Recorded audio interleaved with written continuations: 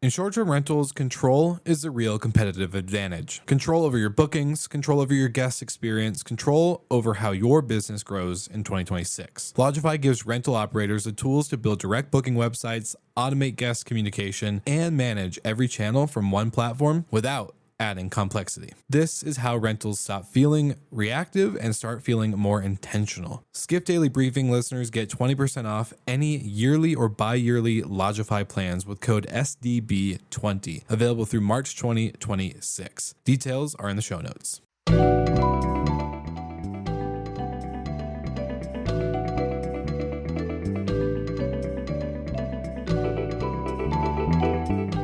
Welcome back to the Skift Daily Briefing. It's Thursday, March 19th. I'm Sarah Dandishi, and today, the Middle East tourism brands are facing a multi-year long shadow. Gulf Airlines are already using loyalty as a crisis tool, and Capital One is bringing its travel platform in-house, a move that says a lot about where travel distribution is heading. Let's get into it. First up, the long game, and the stakes are enormous. Skift's new analysis argues that the Middle East is losing about $600 million a day in visitor spending, and that 2026 losses could range from $34 to $56 billion, depending on how long disruption lasts. Now, the key point isn't that operations won't recover, they will. The real risk is habit formation.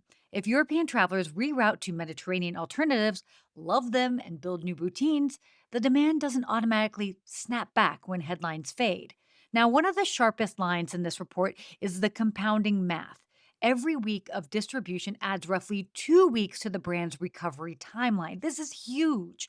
Bottom line here, war ends, but memory lingers, and travel is a confidence industry.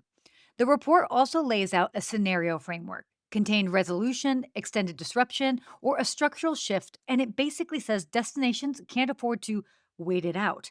The winners over the next 2 to 4 years won't be the ones who spend the most. They'll be the ones who sequence recovery correctly, protect high yield segments first, keep commercial visibility with operators during contracting windows, and resist the urge to dump rates just to chase volume. The takeaway, recovery isn't just a marketing problem, it's a sequencing problem. Our second story today, you can see that uncertainty is showing up in airline loyalty, especially right now. Two of the Gulf's big three carriers, Etihad and Qatar Airways, have moved to loosen loyalty requirements during the disruption.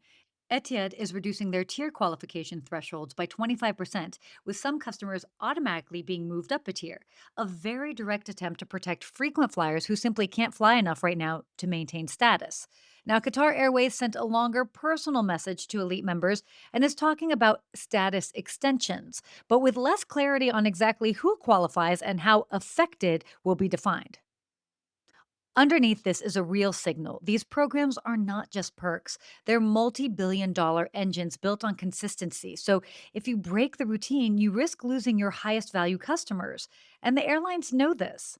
Here's the signal. When carriers start adjusting loyalty rules early, it suggests that they think disruption could outlast the easy recovery timeline.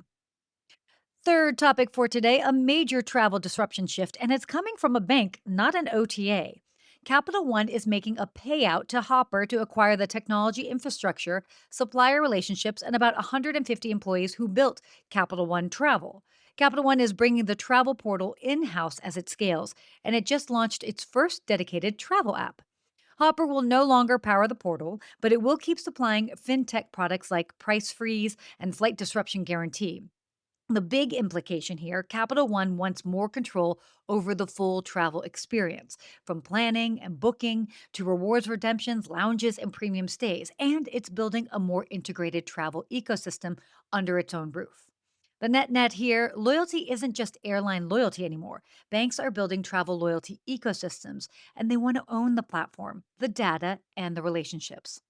Well, that's it for your Skift Daily Briefing. For more travel industry news and analysis, head to skift.com. And as always, subscribe at skift.com/daily. Thanks so much for listening.